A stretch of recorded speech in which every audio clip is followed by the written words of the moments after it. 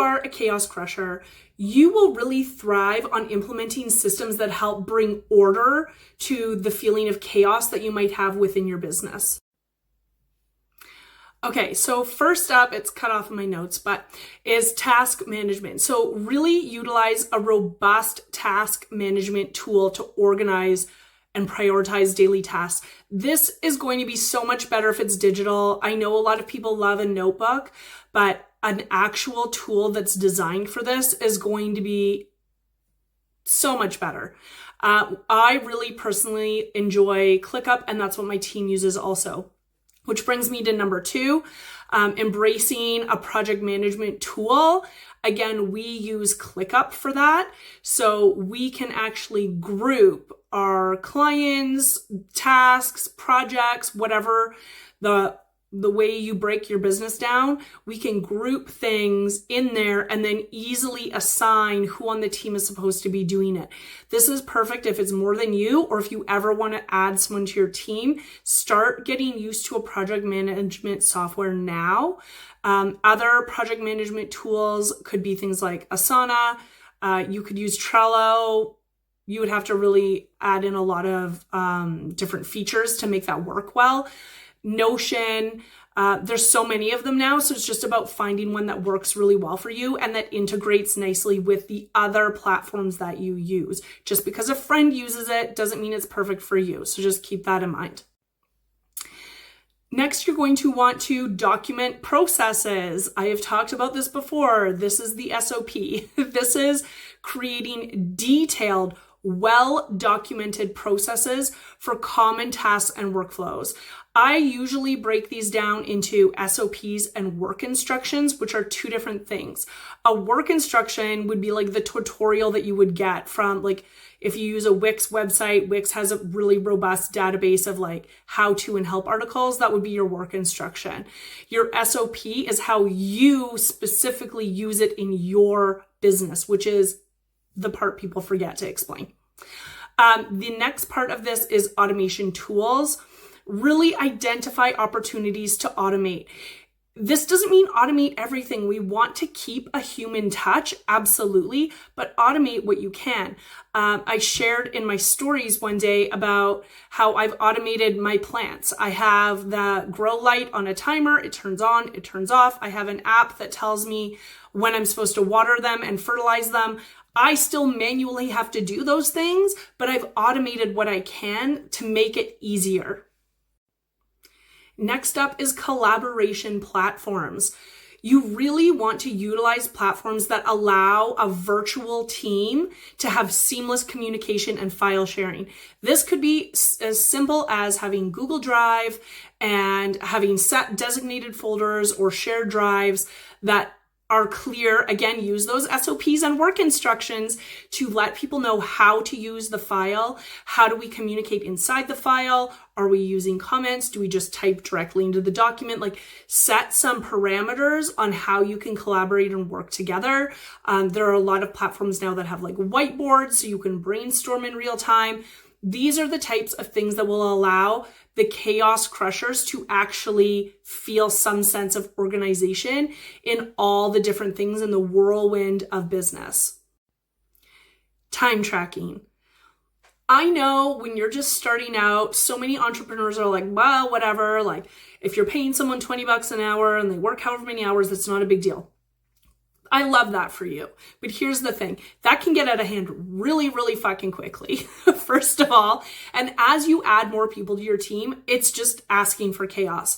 Even if you have people on retainer, I would still have them time track when it's needed. So for example, some of our clients are on retainer or they have a set number of hours that they can leverage our team for. We need to track that time. Even though I might be paying my employee on a retainer, we need to know how much time the client is using. This is for 2 things. One, it's to make sure that they're not exceeding what we said, scope creep. And the other thing is so that you know, as the business owner, are you charging the right amount? Because maybe you thought a certain project was only going to take your team 10 hours and now it's taking 15 or 20 hours. Like, what happened there? So if you have people time tracking, it will allow you to have more control and calm around determining what steps to take next. Internal communication channels. Okay, this is very important. Again, when it's just two people on a team, I find they kind of like go loose and fast. Sometimes we're texting, sometimes we're emailing, sometimes we're on Slack, sometimes we're on WhatsApp, sometimes it's Facebook Messenger. Like, get your shit together, people, pick something. So this is where you just need to be clear in what situation can someone text you? In what situation should they be emailing you? In what situation should they be phoning you? To me, if someone's phoning me, like, that's a big deal. So I don't think anyone phones me.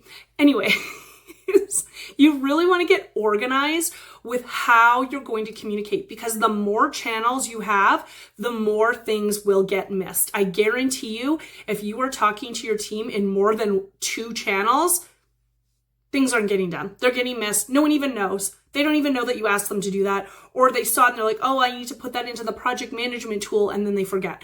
So pick how you will communicate and stick with that across the board and hold people accountable to this.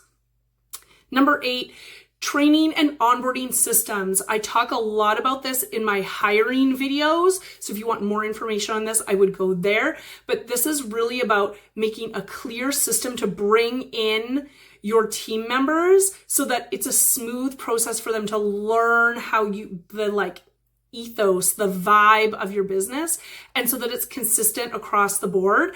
It also ensures everyone's getting the same type of training, the same resources, the same supports. And that is what is going to make your team run smoothly.